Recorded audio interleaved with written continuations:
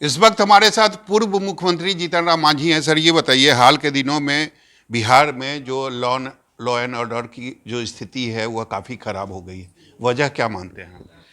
देखिए, हमको ऐसा लगता है कि लॉ एंड ऑर्डर ठीक करने के लिए नीतीश जी की सरकार लोग कुछ सॉलिड काम नहीं कर रहे हैं, सिर्फ जुमलेबाजी कर रहे हैं। देखा जाएगा, हार्ड एक्शन लिया जाएगा और कल्प्रिट को नहीं छोड़ा जाएगा। तो ये कहने से नहीं होता है, और यही कारण है कि जो अपराधी हैं उनका मनोबल बढ़ रहा है। अब हद तो ये हो गया कि बताइए, एक भाई की हत्या के बाद एक भाई गवाह बनता है और वो भाई पत्रकार है, और वो गवाही न दे इसके लिए उसको गोली मार दी जाती है। तो ये तो हद न हो गया। तो इसी पर हम जोड़ करके कहा है कि आजकल शेड्यूल कास्ट एट्रोसिटी एक्ट का कन्विक्शन रेट बिहार में बहुत पुअर है।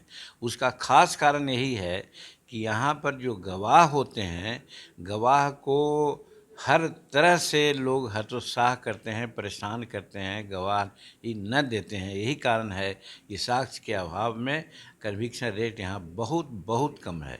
तो वही बात वहाँ हुआ। दूसरी बात, दरोगा गए हैं, दरोगा को भी गोली मारी जा रही है। पुलिस बल जहाँ जा रहे हैं उनको ये हो रहा है, हत्याएं हो रही है, बलात्कार हो रहा है, लैंड ग्रैबिंग हो रहा है। तो ये सब क्या है? और सबसे बड़ी बात है, आई ओपनिंग बात है, जिसको कि लोग नहीं कहेगा लेकिन हम कहते हैं कि अनिल यादव यहाँ के बीकर सेक्शन के आईजी रहे हैं। अब वो नहीं हैं। उनका एक प्रतिवेदन है, फाइलों में है, जाके देख लीजिए कि यहाँ पर 100 केस अगर शेड्यूल कास्ट से होता है तो 90 केस राजद के लोगों के द्वारा ही उनको हो रहा है। तो इस प्रकार से कहा जा सकता है कि जिनके पल्ले में नीतीश कुमार जी हैं और नीतीश कुमार के सह पर ही लोग आगे बढ़ करके इस तरह से लॉ एंड ऑर्डर बिहार को बिगाड़ रहे हैं। तो इसीलिए हम कल भी बोले हैं पटना गया में कि अब बहुत स्थिति आगे न बिगड़े, इससे अच्छा होगा कि यहाँ पर राष्ट्रपति शासन लागू करें, तब यहाँ की स्थिति ठीक हो सकती है। वरना स्थिति यहाँ कंट्रोल से बाहर है। नीतीश जी उनका जो आओ है वो ख़त्म हो गया है। सर, ये बताइए कि बिहार में पिछले 7 सालों से शराबबंदी है। आपको नहीं लगता कि जिस तरीके से शराब की तस्करी हो रही है, समीक्षा की ज़रूरत है शराबबंदी को लेकर? देखिए, शराबबंदी तो है ही नहीं, कानून है। कानून है, कानून बनाए हैं अपने मुँह मियाँ मिट्ठू जो बने, लेकिन शराबबंदी नहीं है। शराबबंदी के पक्ष में हम लोग भी रहे हैं, हम लोग भी उस समय थे और कहा था कि शराबबंदी होनी चाहिए। लेकिन जो उसका क्रियान्वयन हो रहा है वो सिर्फ गरीबों के लिए चल रही है बात, और गरीबों को ही प्रताड़ित किया जा रहा है, शराब के केसों में फंसाया जा रहा है, उनसे जुर्माना लिया जा रहा है।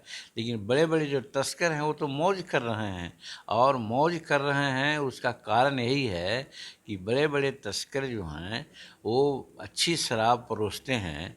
और अच्छी शराब, ये भी बात कोई नहीं कहता है लेकिन मैं कह रहा हूँ कि अच्छी शराब हमारे गरीब लोग नहीं पीता है। हमारे गरीब लोगों को तो जल्दीबाजी में शराब बना करके लोग परोसते हैं, जो विषैली शराब होती है। 8 दिन में शराब बनती है, जो 2 घंटा में शराब बन जाती है। नौशादर दे के, यूरिया दे करके, गाय पहनाने वाली दवा दे करके, तो वो सब विषैली शराब है। और उन्होंने गरीब को उधर केस मुकदमा में भी फंसा रहे हैं और इधर विषैली शराब से उनकी हत्या हो रही है। तो शराब के नाम पर गरीबों के साथ यहाँ पर घोर अत्याचार हो रहा है नीतीश कुमार जी के द्वारा। और दूसरे ओर जो बड़े लोग हैं, रात में 10 बजे के बाद पति पत्नी दोनों पीते हैं, हर लाख लाख रुपया का, 50-50 रुपया के शराब पीते हैं। वो लोग भी आपस में झगड़ते हैं, लेकिन उनकी झगड़ा बाहर नहीं आती है। तो कहने का मतलब कि जो बड़े बड़े तस्कर हैं उनकी शराब वहीं पर जाती है, क्योंकि वहाँ ज़्यादा कंजप्शन है। हमारे के यहाँ क्या कंजप्शन है, गरीबों के यहाँ क्या कंजप्शन है? वो कहीं मिला ठर्रा पाभर पे लिया हो गया।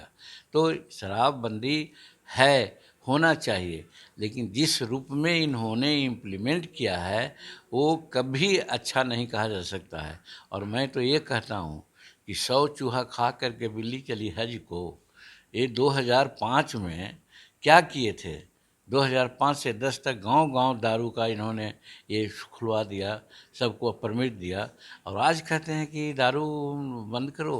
तो दारू बंद करने का इनका मतलब नहीं है, ये सिर्फ दिखलाना चाहते हैं जो 5 से 10 के बीच में पाप किए हैं उसका प्रायश्चित करना चाहते हैं। तो इसीलिए मैं कहता हूँ कि शराबबंदी ठीक है, शराबबंदी होनी चाहिए, लेकिन वो शराबबंदी नहीं होनी चाहिए जैसा नीतीश कुमार यहाँ चला रहे हैं। लेकिन आप तो लोगों से अपील कर रहे हैं ना कि जो सरकार शराबबंदी खत्म करेगी, जो सरकार बालूबंदी खत्म करेगी, जो सरकार क्या कहते हैं तारी बंदी खत्म करेगी, लोगों से आप अपील कर रहे हैं कि उसी का समर्थन करें। हमने ऐसा कहा है एक जगह, शराबबंदी की बात तो मैं नहीं कहा है, शराबबंदी की बात ये कही है हमने कि जिस प्रकार से शराबबंदी के नाम पर यहाँ अनर्थ हो रहा है, उस अनर्थ को अगर हम लोगों की सरकार आवेगी तो हम रोकेंगे। और बालू को तो निश्चित है, नेशनल ग्रीन ट्रिब्यूनल्स ने भी माना है कि बालू का उठाव नहीं होना चाहिए। आज एक तो दक्षिणी बिहार में वर्षा नहीं हो रही है, इसलिए नदियों में पानी नहीं आया, और नहीं तो अगर बारिश होती भी तो नदियों का पानी का कोई उपयोग नहीं होता, क्योंकि सभी नदियां 5 फीट 6 फीट गड्ढा हो गई है। तो जब पानी 2 फीट 2.5 फीट आता है तो खेतों में जाता है, अब 5 फीट पानी आएगा तब ना खेतों में जाएगा, जो आएगा नहीं। तो कहने का मतलब कि दक्षिणी बिहार के जो खेतों को इन्होंने बंजर बना दिया, और किसानों को एक तरह से समझिए कि हत्या इन्होंने किया है, इनके साथ अत्याचार किया है। इसलिए मैं कह सकता हूँ कि बालू की बात अगर होगी, अगर हम लोगों का कोई समय आ सकता है तो बालू के बारे में ज़रूर हम लोग कंसीडर करेंगे, और ताड़ी के बारे में तो निश्चित करेंगे। ताड़ी शराब है ही नहीं है, और बहुत से लाखों लाख लोगों का जीविका का वो साधन है। तो वैसी परिस्थिति में और भी इसके साथ है कि ताड़ी बेचने वालों में देखिएगा सब जगह हमारी बेटियां और बहू ताड़ी बेचती है, और आज पकड़े जा रही है वही हमारी बेटी बहू को पकड़ के लोग जेल में भेज दे रहे हैं। तो ये अन्याय न है। तो इसीलिए ताड़ी बंदी तो निश्चित है कि हम लोग ताड़ी को ओपन कराएंगे, अगर हम लोगों का सामर्थ्य हुआ, हम लोगों की सरकार बनी तो। सर आप दिल्ली जा रहे हैं तो अमित शाह से भी आपकी मुलाकात होगी, सीटों को लेकर भी बातचीत होगी जो अभी तक शायद नहीं हो पाई है। देखिए, असल राजनीतिक मुद्दा मेरा नहीं है, हम जा रहे हैं निश्चित रूप में प्राइवेट मुद्दा में। और ऐसे सब लोग जानते हैं कि हम धर्म के प्रति थोड़ा सा दूसरा एटीट्यूड रखते हैं, लेकिन ये गलत भावना है। हम धर्म के पूजा, धर्म की बात होती है, दिखावा नहीं करते हैं, लेकिन हम धार्मिक आदमी हैं। हम भगवान के अस्तित्व में विश्वास करते हैं, अल्लाह के अस्तित्व में विश्वास करते हैं। हमारा पोता जयपुर में कहीं कोई कॉलेज में पढ़ रहा है, शनिचर इतवार की छुट्टी उसको होती है। हमारा मेन उद्देश्य है कि हम वहाँ जाएंगे कल, और उसको लेकर के हम जाएंगे अजमेर, और अजमेर में जा कर के सर्किट हाउस में रहेंगे। दूसरा दिन उसके साथ हमारी पत्नी भी जा रही है, हम लोग माँ तीनों पति पत्नी बेटा के लिए आशीर्वाद, पोता के लिए आशीर्वाद मांगेंगे। हम इसके लिए जा रहे हैं, राजनीति के लिए कुछ नहीं जा रहे हैं। 2024 को लेकर, सीटों को लेकर जो बातचीत है बीजेपी से तय हो गई है, कितना सीट आपको मिलेगी? देखिए, जब कभी भी हम आए हैं किसी भी पार्टी में तो मेरा कहीं कोई शर्त नहीं रहता है। अमित शाह जी से बात हुई है कि मांझी जी आप काम कीजिए, ये पत्थर का लकीर मैं खींचता हूँ, आपको मैं सम्मानित करूँगा। तो इससे ज़्यादा और क्या है?